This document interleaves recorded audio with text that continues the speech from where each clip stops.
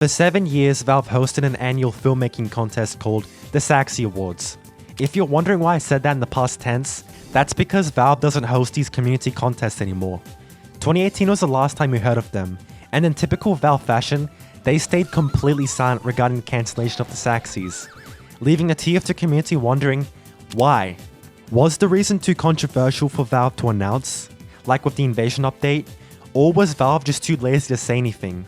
The real answer is much more complicated, and is connected to a series of events that coincided with Valve's quiet cancellation of the Saxies. If you haven't been keeping up with all the TF2 community drama from my channel, then all of what I'm about to say won't make any sense to you. But don't worry, I'll catch you up to speed on everything you need to know about this honestly quite ridiculous incident that also, of course, has the Emporium's involvement in it. The story begins in early March of 2018, after the voting for the 7th Saxy Awards concluded, and the people who won Best Overall Animation were given their in-game rewards, along with free flights for an exclusive Valve office tour. This was something Valve would regularly do for previously winning SFMs, and the team behind the Agent Gunn short film would be later invited to what should have been just another normal office tour. One thing to keep in mind for the rest of the story is that a majority of these tours were arranged by Eric Smith, as he always chose to manage community events and act as a middleman between the corporate side of Valve and the community. He was the person who ended up handling, and still does handle, the majority of the back-end work for Team Fortress 2. This includes things like cosmetic drop updates and bug fixes. Out of everyone who works at Valve, Eric is the last person you'd want to upset. Yet time and time again, Eric would always get the short end of the stick. We've seen this with the Invasion update fiasco that forced Eric to send out multiple emails to contributors with a payment method that would satisfy everyone after the project leaders for the update decided to take the lion's share of the revenue. But that's a whole other story for another day. And the reason why I've told you all this about Eric ties directly into what happened when one member from the Agent Gunn team pulled off a stunt at their offices that led to Eric getting pretty upset. But who was on the team, I hear you ask? Well, remember when I said the Emporium somehow got involved in all this? That's because the team for the SFM animation comprised of the same cliques that hold a monopoly over the TF2 workshop, and have hundreds of combined contributions and items. I don't want to get into the nitty gritty of why a clique in the workshop is necessarily a bad thing, so if you want to know, you can check out the Emporium video. But the important thing to remember for this is that these were the people that were invited to Valve's headquarters, and one person in particular decided to do something that would ruin any possibilities of any future Saxy Awards. Similar to how the Invasion update drama ruined any possibility of a community-led update for TF2. The reason why is because once anyone in the community breaks Valve's trust for any opportunity they offer to everyone else, like a community update or an official award show, that automatically kills any events for the community. In this case, when one of the members from the winning team committed a crime in their offices, that signaled to Valve that future contestants couldn't be invited to their offices because what if something else happens that would really upset them?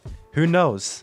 And just like with the community update drama, they didn't want to take any more chances. The invitation to their offices no longer became a privilege and became more of an expectation that Valve wasn't able to uphold anymore because they lost the community's trust, and therefore that killed any future Saxy Awards alongside other factors such as the neglect of the game and another one that I haven't gone over yet. To put it bluntly, the illegal crime that was committed at Valve's offices was someone smoking weed inside their bathrooms. I just had to say it like that because I know one of you in the comments is gonna say, guys, he's yapping too hard, skip to this timestamp for the actual answer, like in my Serious Mana video.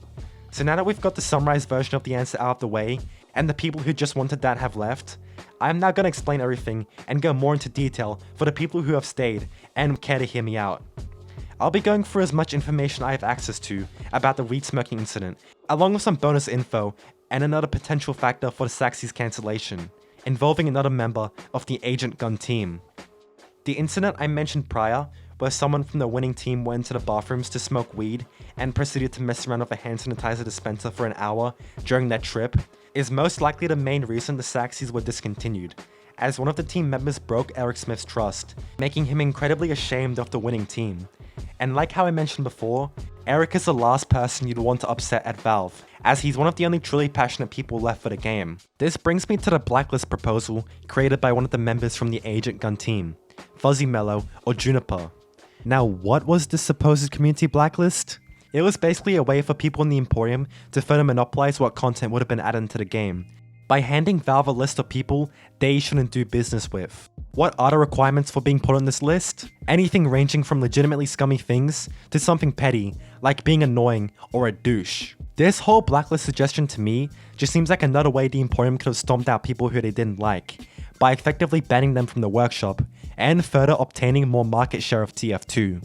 You just can't convince me otherwise that this whole blacklist idea proposed by Fuzzy didn't come from bad intentions.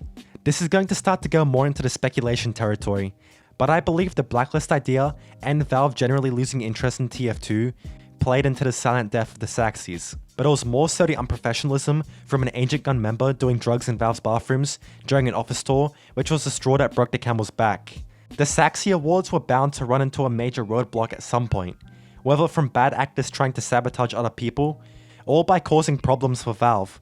There was really no way the Saxies could have survived. And as we've seen before, with the Invasion update fiasco, once you break Valve's trust once, you never get it back. As someone who got into TF2 mostly from seeing amazing animations made for the Saxies, this is honestly pretty depressing, and you can't be too surprised at this point, given all the terrible things that happened in the TF2 community. I received multiple comments from my last 2 Emporium videos, from people who didn't care about the drama, as it didn't affect them. Now, while this is a pretty selfish way of thinking, let's just assume that you didn't care about anything that happened elsewhere, so long as it didn't affect your TF2 experience. This is unfortunately not the case for TF2, and after going through all the mistakes some members of the community made, hopefully you know about the ripple effect that exists in the TF2 community, which can negatively impact people who only play the game and don't engage with the community. My point is, I believe anyone who cares about the game or is involved in the community should care about things like what happened with the Emporium and now the Saxies. Even with the most selfish main character mindset, at least in my opinion, you should probably be aware of the things that go down behind the scenes, if you care about the game and what the future for it brings. If you made it this far into the video, then congrats, you've officially gotten a degree in TF2 community drama, and know all there is to know about why Valve stopped hosting Saxy Awards. That came down to mistakes people trusted by Valve made, and Valve in general not seeing the worth in hosting the community event if it came with a lot of added risk and work. I know, it's a lot of work to make a blog post for the Saxy Awards and get people that play your game to do the voting for you, but it's Valve we're talking about here, the same company that took nearly 5 years to remove a meaningless restriction on free-to-play accounts. So although Valve will probably never give out Saxy Awards again, you can still win a much better award, the award of my eternal gratitude, when you hit that subscribe button and like the video. It's not like you get this type of content from anywhere else, and as always, have a good one.